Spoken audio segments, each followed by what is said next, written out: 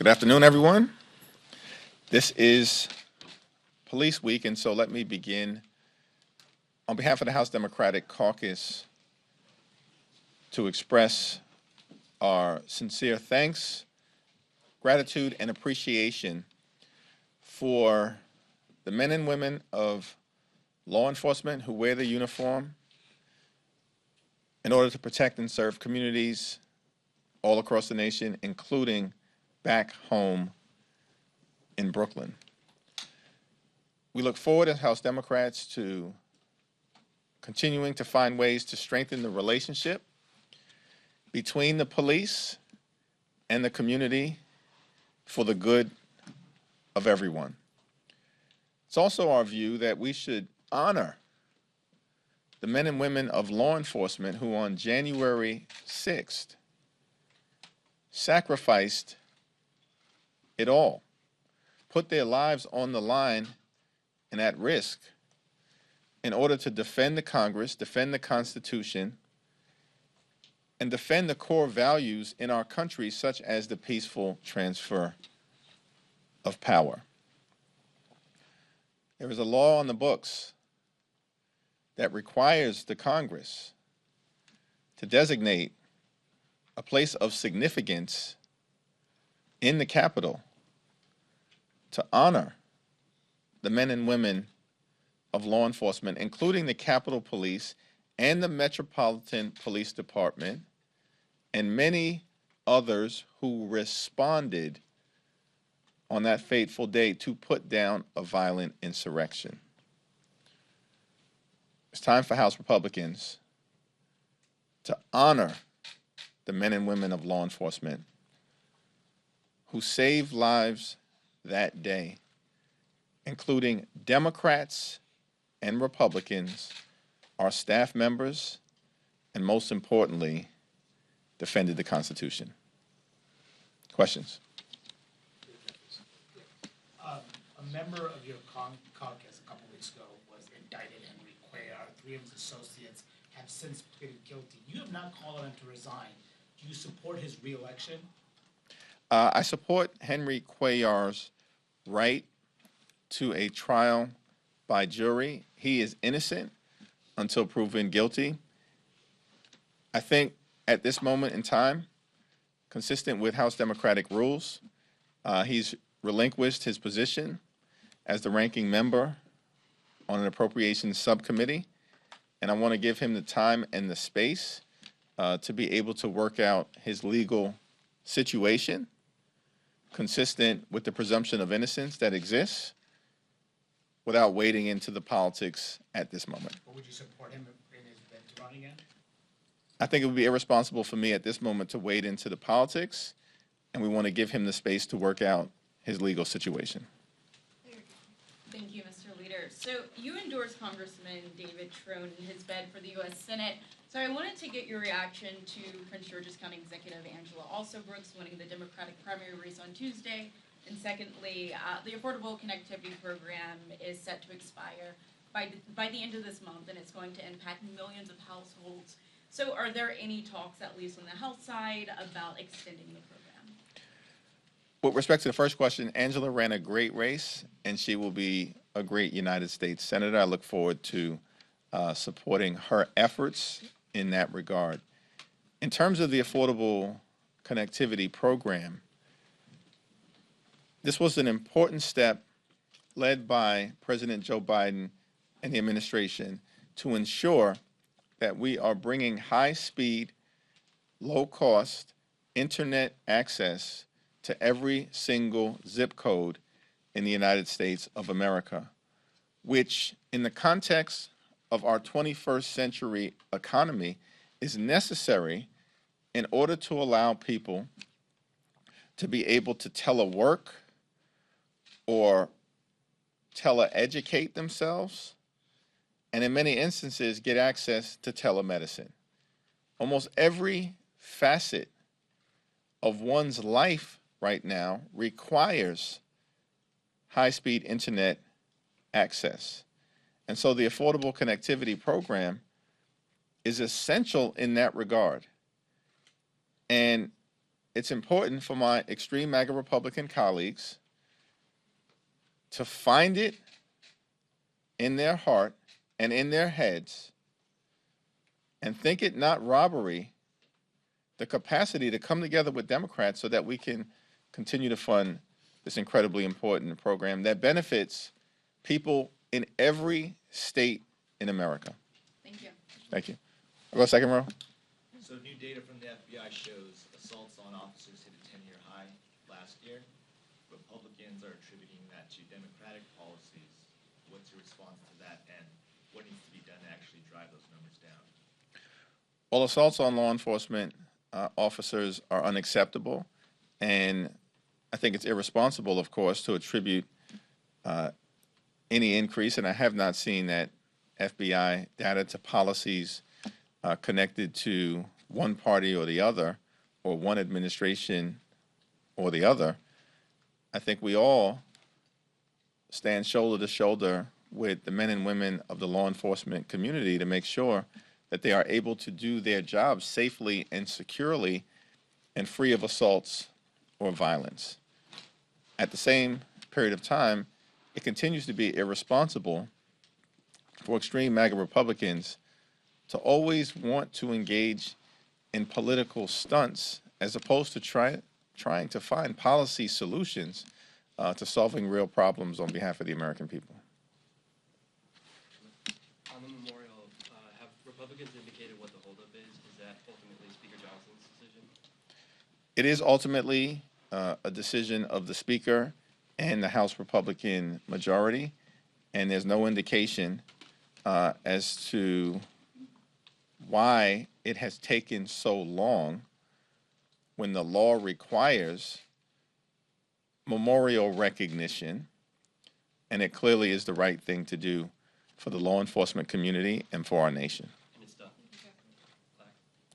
The plaque is done. It's my understanding that it is physically on the Capitol complex, and it simply awaits a decision by the Republican majority to have an appropriate ceremony of recognition and have it placed in a location of honor here in the United States Congress. Thank you, Mr. Chairman. In about an hour or so here, we're going to have this vote on this Israel bill. I know Republicans have said, well, you know, Democrats are divided over Israel. Some have said, you know, they're trying to make this point about this bill. But that said, aren't there divisions in the Democratic caucus, and how would you characterize those when it comes to some Democrats who don't want to vote on something like this, regardless of what the motives of the Republicans of putting this piece of legislation on the floor might be? What are define those divisions? Well, the legislation on the floor today is not a serious effort to strengthen the special relationship between the United States and Israel, period, full stop. It's not a serious effort. The legislation that the Republicans have put on the floor today will defund parts of the Department of Defense, defund parts of the Department of State, and defund parts of the national security apparatus. It's not a responsible bill. It is not a serious effort at legislating, which is why some of the most pro-Israel members of the House Democratic Caucus will be voting no. With respect to the situation that exists right now in the Middle East, there are a variety of different perspectives across the country and the world. Here's my perspective: that Israel has a right to defend itself, particularly against the brutality of Hamas, as was inflicted on October 7th. Hamas has to be decisively defeated. The hostages need to be returned safely. We need to surge humanitarian assistance into Gaza to make sure we can alleviate and prevent suffering of Palestinian civilians who are in harm's way in a theater of war through no fault of their own. We also need a path toward a just and lasting peace moving forward that allows for the reconstruction of Gaza, the identification of Palestinian leadership, the partnerships that can exist in the region, including with moderate Arab states like Jordan and Egypt, and a robust blueprint for a two-state solution, with Israel living in safety and security side by side with a demilitarized Palestinian state that allows for dignity and self-determination amongst the Palestinian people. I think that those values are commonly held across the country and certainly within the House Democratic Caucus. Isn't that the crux of the whole thing? You took about 2.5 minutes pretty eloquently there to lay out what the conflict is, whereas Republicans try to reduce this to one soundbite, say, oh, they're not for Israel. And that's the problem inside the Democratic caucus of explaining this position, this unique position. The situation in the Middle East is a complex one that hasn't been complex for weeks or months or years, but for decades. And in fact, when it comes to the journey of the Jewish people, they've actually confronted persecution, pain, pogroms, and of course the Holocaust for centuries. So the notion that my extreme MAGA Republican colleagues want to reduce working through all of these challenges to political stunts and sound bites is the height of irresponsibility. Is anyone surprised on the House Democratic Caucus side? No. The extreme MAGA Republicans have brought nothing but chaos, dysfunction, and extremism to the Congress from the very beginning in January of 2023 all the way through to this moment, and they cannot point to a single thing that they've been able to do on their own to deliver real results and solve problems for hardworking American taxpayers. The Biden administration is currently trying to block audio of his interview with the special counsel from being handed over to Congress. Do you agree with the Biden administration? It comes as news organizations, including mine, are trying to get it to be public, arguing we have the transcript, it should be part of the public record. Yeah, I haven't taken a look at their rationale, and so I'll refrain from commenting until... They're just basically saying executive privilege. Well, I've got to take a look at the legal case for executive privilege. I do generally believe that transparency is in the best interest of everyone, and I think the Biden administration has been really transparent in a variety of different ways throughout their term. But in terms of this specific instance, you know, I'm going to reserve comment until I get an understanding of their rationale. Jeffries, if Democrats win this election and you have the gavel next year, would you bring up legislation to make changes to the Supreme Court, whether it's term limits, code of ethics, adding seats? I'm curious what your thinking is on that. From the standpoint of the House Democratic agenda in the future as it relates to the Supreme Court, I think it's our view, led by current ranking members Jerry Nadler and Jamie Raskin, that we do need oversight of this Supreme Court that has undermined freedom in many instances, including a woman's freedom to make her own reproductive health care decisions. And there have been several documented instances of seemingly corrupt behavior without any consequence. At minimum, in our system of checks and balances, with separate and co-equal branches of government, it is Congress's responsibility to engage in responsible oversight over the judicial branch.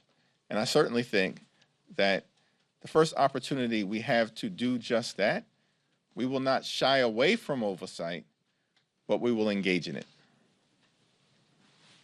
Second row, I'm sorry. Yeah. I'll get to you. Okay. Second row. Leader Jeffries, were you surprised or disappointed to see Speaker Johnson in New York outside the Trump trial courtroom?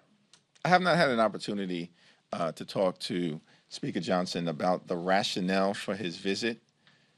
It is extraordinary that so many extreme MAGA Republicans who are apparently part of the red tie brigade felt the need to bend the knee to the insurrectionists in chief, as opposed to staying in Washington and doing the business of the American people. Mr. Leader, I wanted to ask, going back to Congressman Cuellar, you endorsed him earlier this cycle, but you said right now that's not appropriate to weigh in on the political matters. Would you still endorse him today? Are you putting that endorsement on ice? What does that mean? I have not rescinded the endorsement.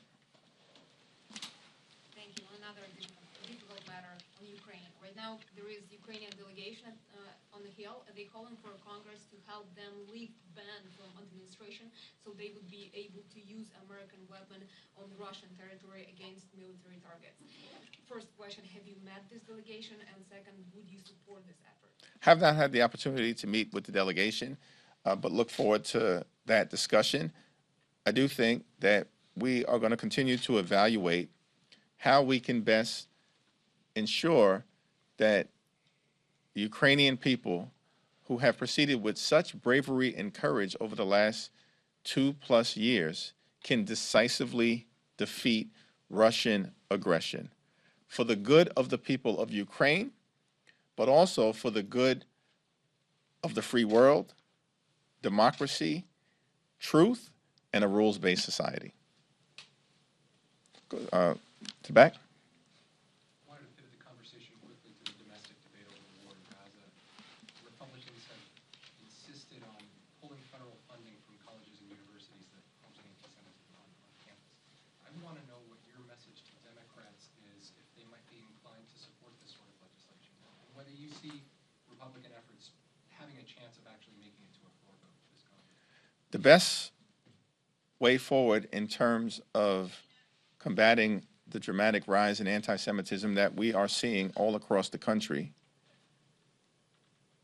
which should be an issue that we commit to tackling not as Democrats or Republicans, but as Americans, because we need to combat and crush the dramatic rise in anti-Semitism and all other forms of hatred in the United States of America, and do it together.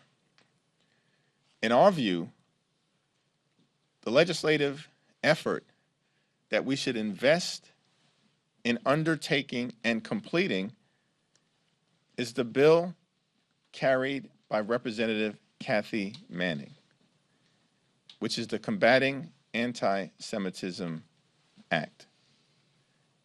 And it is legislation that is bipartisan in nature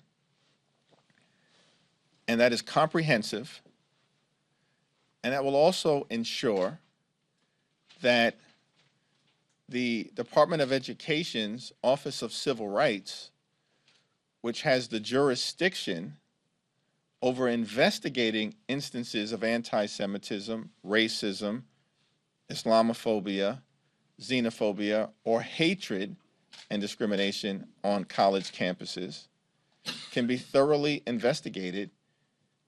And when the decision has been made that there should be accountability, then accountability is able to occur. That is the best path forward. We are not suggesting that there's a Democratic approach. There shouldn't be a Republican approach. We should work on combating the rise of anti-Semitism in a bipartisan manner, and the Combating Anti-Semitism Act is a bipartisan bill authored by Kathy Manning, who has a high degree of credibility in this space and is working with our Republican colleagues. Last question. What do you make of House Republicans' efforts to hold Attorney General Garland in contempt of Congress? It's an unserious effort. Thank you, everyone.